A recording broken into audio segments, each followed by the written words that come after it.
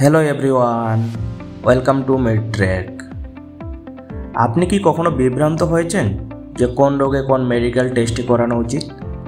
তাহলে এই ভিডিওটি শুধুমাত্র আপনার জন্য। আজকের এই ভিডিওটিতে আমরা খুব সহজ ভাষায় জানব কোন উপসর্গে কোন টেস্ট করানো প্রয়োজন। তাই ভিডিওটি স্কিপ না করে লাস্ট অবধি দেখতে থাকুন। যখন শরীরে জ্বর বা ইনফেকশনের লক্ষণ থাকে, এই টেস্টগুলো করানো গুরুত্বপূর্ণ। সিবিসি, এই টেস্টে ডাব্লিউবিসি ও আরবিসি, হিমোগ্লোবিন ও প্লেটলেট চেক করা হয়। ডাব্লিউবিসি বেশি থাকলে ইনফেকশনের ইঙ্গিত দেয়। ইএসআর দিয়ে শরীরে ইনফ্লামেশন বা প্রদাহের মাত্রা বোঝা যায়। বেশি হলে তা ইনফেকশনের লক্ষণ হতে পারে। ডেঙ্গু, টাইফয়েড, ম্যালেরিয়া প্রোফাইল, যদি জ্বর, ডেঙ্গু, টাইফয়েড বা ম্যালেরিয়ার কারণে হয় তা নিশ্চিত করতে এই টেস্টগুলো করা হয়। মাথা ঘোরা বা দুর্বলতা লাগছে, এই পরীক্ষাগুলো সাধারণ কারণ চিহ্নিত করতে সাহায্য করে। সিবিসি, রক্তে হিমোগ্লোবিন কম থাকলে মাথা ঘোরে, এই টেস্টে অ্যানিমিয়া ধরা পড়ে। ব্লাড প্রেশার চেক, রক্তচাপ যদি খুব বেশি বা কম হয় তাহলে মাথা ঘোরার অনুভূতি হয়। বুকের ব্যথা ও হার্টের সমস্যা হলে আমরা যা যা টেস্টগুলি করব সেগুলি হচ্ছে ইসিজির মাধ্যমে আমরা জানতে পারি হার্টবিট স্বাভাবিক আছে কিনা এবং হার্ট অ্যাটাক হয়েছে কিনা তা বোঝা যায়। ট্রোপোনিন, হার্টের পেশিতে কোনো ক্ষতি হয়েছে কিনা তা নির্ধারণ করে।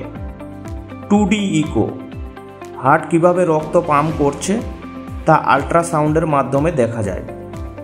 লিপিড প্রোফাইল, রক্তে কোলেস্টেরলের পরিমাণ দেখে হার্ট ব্লক বা অ্যাটাকের সম্ভাবনা জানা যায়। আপনার যদি শ্বাসকষ্ট বা অ্যাজমা হয়ে থাকে তাহলে যেগুলি টেস্ট করাবেন সেগুলি হচ্ছে চেস্ট এক্স-রে, এর মাধ্যমে আমরা ফুসফুসের সংক্রমণ, পানি জমা বা টিউমার দেখতে পারি। স্পাইরোমেট্রি, ফুসফুসে বাতাস প্রবেশ ও নির্গমনের ক্ষমতা বুঝতে পারা যায়। সিটি স্ক্যান, যেটি হচ্ছে লাংয়ের, এর মাধ্যমে আমরা ফাইব্রোসিস, নোডুল বা লাং ড্যামেজ ধরা পড়ে। সিবিসি, শরীরে সংক্রমণ আছে কিনা তা রক্ত দেখে বোঝা যায়।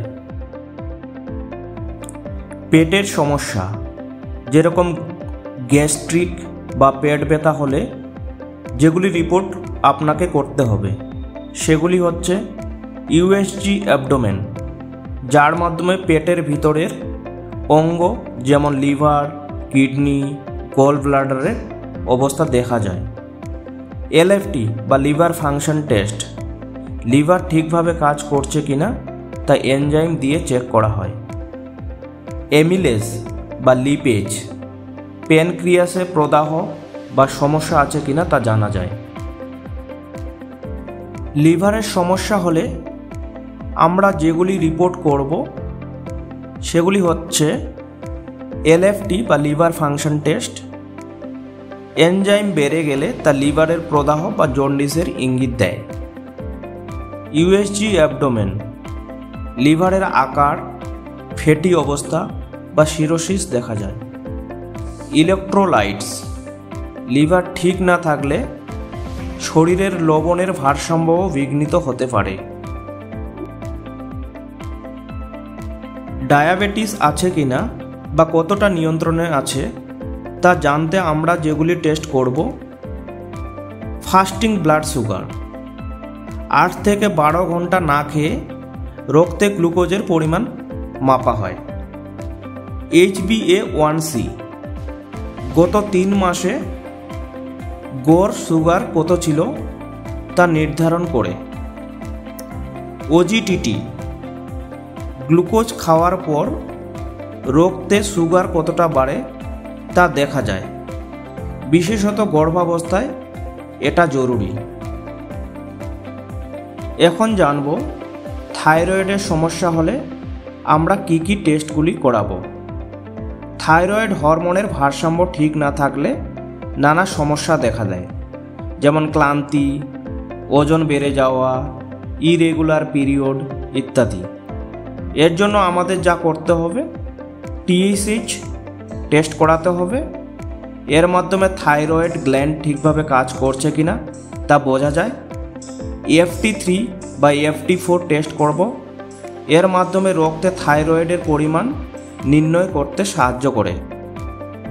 ইরেগুলার পিরিয়ড, মুখে ব্রণ বা চুল পড়া, এগুলো যদি একসঙ্গে হয় তাহলে PCOS হতে পারে। এর জন্য যেগুলি টেস্ট করতে হবে, USG পেলভিস, ওভারিতে সিস্ট আছে কিনা বা ইউটেরাসে কিছু সমস্যা আছে কিনা তা দেখা হয়। LH ও FSH, ডিম্বাণু তৈরি ও নির্গমনের হরমোন ভারসাম্য নষ্ট হলে গর্ভধারণের সমস্যা হয়। প্রোল্যাকটিন হরমোন বেশি থাকলে পিরিয়ড বন্ধ হতে পারে। TSH থাইরয়েডের সমস্যা থাকলে ইরেগুলার পিরিয়ড হতে পারে।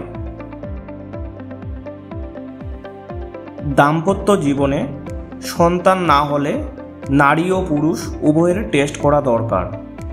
সেগুলি হচ্ছে সিমেন অ্যানালিসিস পুরুষদের জন্য, স্পামের সংখ্যা, গতিশীলতা ও গঠন দেখা যায়।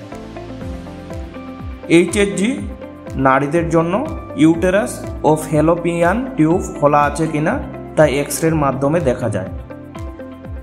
হরমোন প্রোফাইল নারীদের জন্য, যেরকম LH, FSH, AMH, prolactin, TSH ইত্যাদি হরমোন যাচাই করা হয়। এখন আমরা জানব হাড়ের দুর্বলতা বা জয়েন্টের ব্যথা হলে আমাদের কি কি টেস্টগুলি করতে হবে। আমাদের যেগুলি টেস্ট করাতে হবে সেগুলি হচ্ছে সিরাম ক্যালসিয়াম, হাড় মজবুত রাখতে ক্যালসিয়াম দরকার। ভিটামিন ডি টেস্ট, ক্যালসিয়াম শরীরে শোষিত হওয়ার জন্য ভিটামিন ডি দরকার। এক্স-রে, হাড়ে ফাটল, ক্ষয় বা আর্থ্রাইটিস দেখা যায়। BMD স্ক্যান, হাড় পাতলা হয়ে গেছে কিনা বা অস্টিওপোরোসিস হয়েছে কিনা তা জানা যায়। কিডনির সমস্যা হলে আমাদের যেগুলি টেস্ট করতে হবে সেগুলি হচ্ছে সিরাম ক্রিয়েটিনাইন। এই টেস্টে কিডনি ঠিকমতো কাজ করছে কিনা তা বোঝা যায়। ইউরিন RE, প্রস্রাবে চিনি, প্রোটিন বা ইনফেকশন আছে কিনা তা দেখা যায়। এটা খুবই সহজ কিন্তু গুরুত্বপূর্ণ টেস্ট।